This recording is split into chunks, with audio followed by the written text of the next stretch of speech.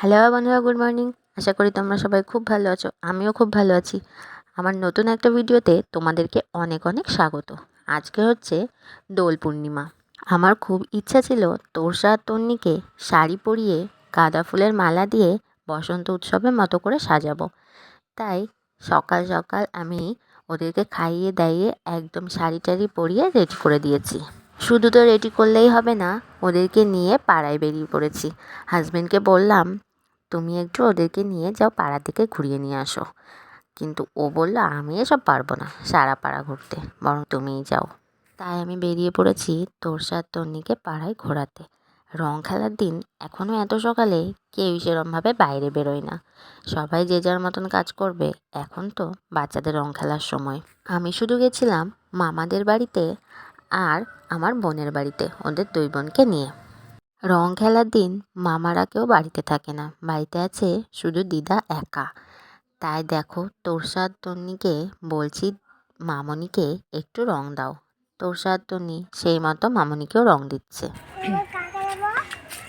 ওই বুনোদের বাড়ি যেতে হবে।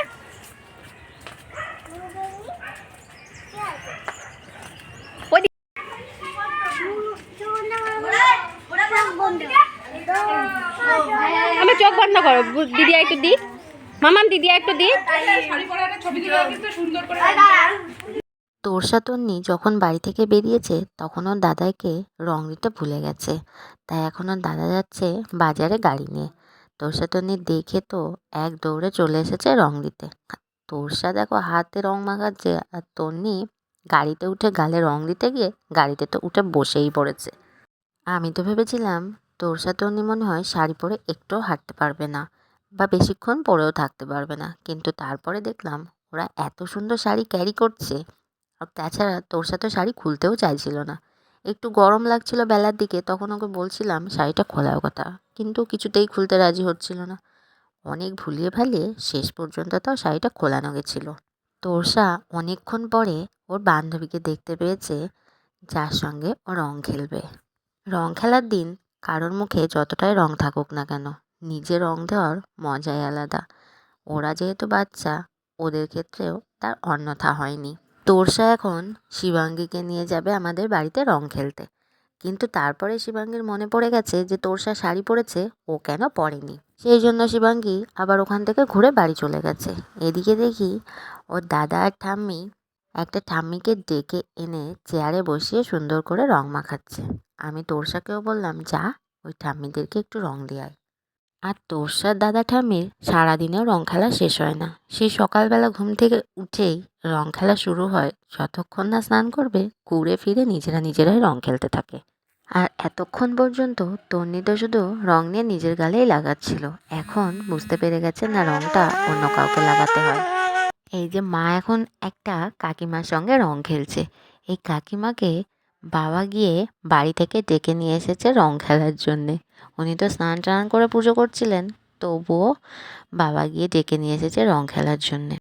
সবার গায়ে মুখে এত রং থাকা সত্ত্বেও কারোরই রং খেলে শখ মিটছে না। দেখো কীভাবে ঘষে ঘষে রং মাখাচ্ছে তোরসা ওর দাদাইকে, আর ওর দাদাইও তোরসাকে। হাজব্যান্ড তো সারাদিন সেভাবে বাড়িতে ছিল না, পাড়ায় পাড়ায় ঘোরাঘুরি করার পরে বাড়িতে এসে আমাকে রং লাগিয়ে বলছে, চলো বোনকে গিয়ে রং লাগিয়ে আসি।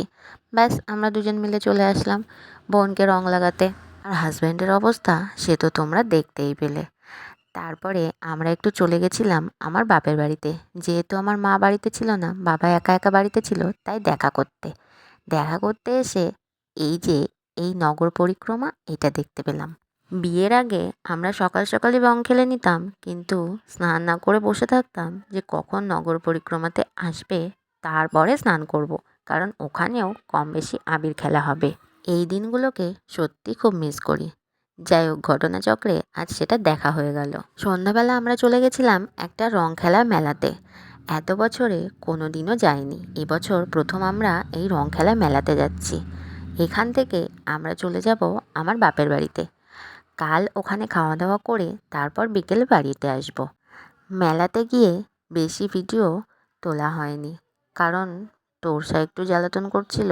সেই কারণে আমরা এখানের যে মেন আকর্ষণ যে ঠাকুরটা, ওটাকে একটু দেখেই বাড়ি চলে এসেছিলাম। হ্যাঁ, এই হচ্ছে সেই ঠাকুরটা।